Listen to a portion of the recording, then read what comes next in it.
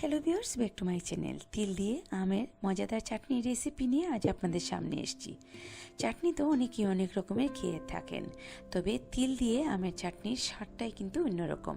যারা খেয়েছেন তারা তো জানেনই, আর যারা খাননি তারা অন্তত একবার তৈরি করে দেখবেন। আশা করছি আপনাদের ভীষণ ভালো লাগবে। চলুন তাহলে দেখা যাক কীভাবে তৈরি করব। প্রথমেই চুলায় প্যান বসিয়ে দিয়ে দিলাম 2 টেবিল চামচ পরিমাণ তেল। তেলটাকে একটু গরম করে আধা চা চামচ রাঁধুনি ফোড়ন দিয়ে ফোড়নটাকে একটু ভেজে দিয়ে দিলাম 4টা আমগুলো একটু পোক্ত আছে, একটু হলদেটে হয়ে আসছে এরকম দিয়েছি।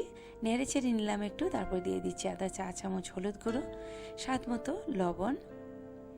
এখন লবণ আর হলুদটাকে আমের সাথে মিশিয়ে আর একটু সময় নেড়ে নিচ্ছি। আমগুলো একটু পোক্ত হলে দেখবেন নাড়তে নাড়তে আমগুলো গলে যাবে। আমি ভালো করে একটু নেড়ে চেড়ে কষিয়ে নেওয়ার পর দিয়ে দিচ্ছি ভর্তি করে 3 টেবিল চামচ পরিমাণ মতো চিনি। চিনিটা আপনারা আপনাদের স্বাদ অনুযায়ী দিয়ে দেবেন। আম মিষ্টি হলে চিনি কম দিলেও চলবে, আর আম টক হলে চিনির পরিমাণটা একটু বেশি দিতে হবে। চিনিটাকে দিয়ে কিছুক্ষণ নেড়ে চেড়ে চিনিটাকে গলিয়ে নিলাম। দেখুন সাথে আমগুলোও অনেকটা গলে গেছে। এই পর্যায়ে দিয়ে দিলাম বড় কাপে 1 কাপ জল। চাটনিটাকে একটু ঘন ঘন করে করব, আর ঢেকে দেওয়ার তো কোনো দরকারই নেই। দেখবেন নাড়তে নাড়তে আমগুলো গলে গেছে।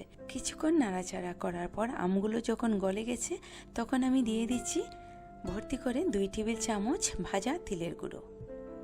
তিলের গুঁড়োটা দিয়ে ভালো করে নেড়ে চেড়ে একসাথে মিশিয়ে নিচ্ছি। চাটনিটা আর ঘন করা যাবে না, আগুনটা এখন আমি নিভিয়ে নেব। তো ভিউয়ার্স দেখুন, মাত্র কয়েক মিনিটে কত মজাদার একটা চাটনি তৈরি করে নেওয়া যায়। এই চাটনি যে খাবে এর স্বাদ মুখে লেগে থাকবে। ভিউয়ার্স, এই সিজনে অন্তত এই রেসিপিটি একবার তৈরি করে দেখুন। আশা করছি আপনাদের পরিবারের সবার ভালো লাগবে। আর যদি সত্যি ভালো লেগে থাকে তাহলে ফ্রেন্ডদের সাথে শেয়ার করতে পারেন। আর চাটনিটা খেতে কেমন লাগলো অবশ্যই কমেন্ট করে জানাবেন। আজ তাহলে বিদায় নিচ্ছি, সবাই খুব ভালো থাকবেন।